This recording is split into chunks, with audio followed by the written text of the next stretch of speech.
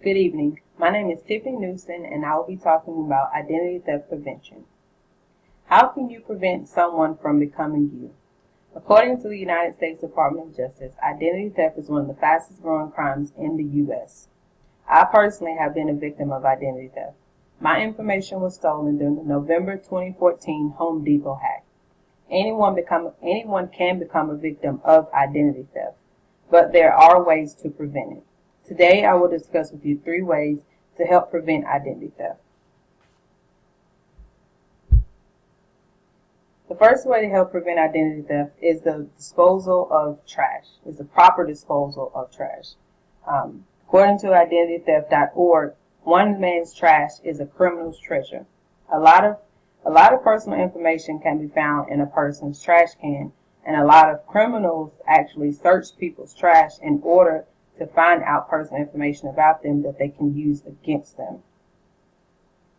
A lot of times we aren't as careful with what we throw away.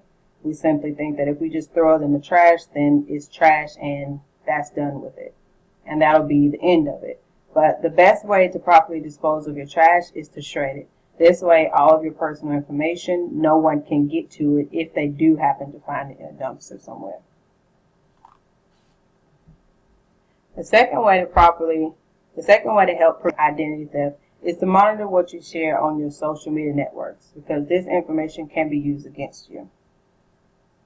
According to Kent Lewis, who wrote How Social Media Networks Facilitate Identity Theft and Fraud, he talked about crimes of opportunity.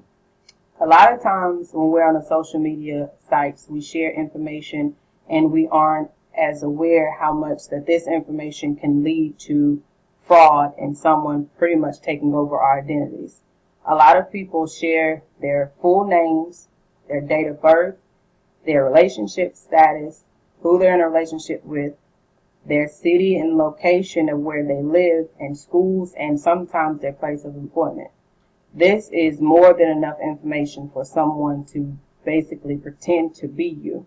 So it's important that we watch how much we put out there on these social media sites. Also, in terms of with social media sites, we have to be careful of our privacy settings. A lot of people allow anyone to be able to view their Facebook page or something like that, but that's actually dangerous because you don't want people who you don't know looking at your information. So you need to monitor your privacy settings. A third way to help prevent identity theft is to monitor your phone calls.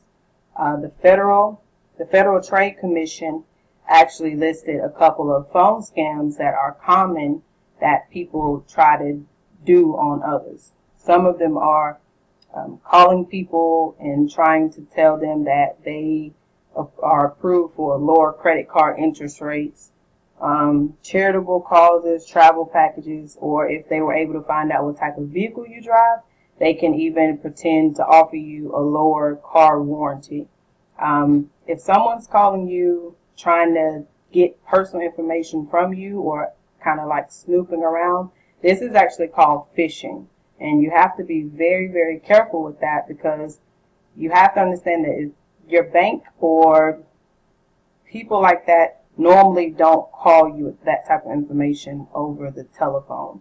So if someone's calling you and they're calling because they need to verify a check card number or account number or a driver's license or a social security number, you need to be very cautious with that type of stuff and don't give that information out. In conclusion, even though identity theft is a growing crime, it can be prevented.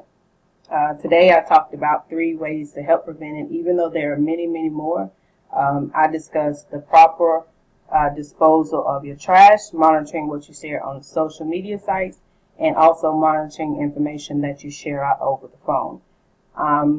I hope that the information that I shared with you today, I hope that this would help you if you ever came across a situation like this. Thank you.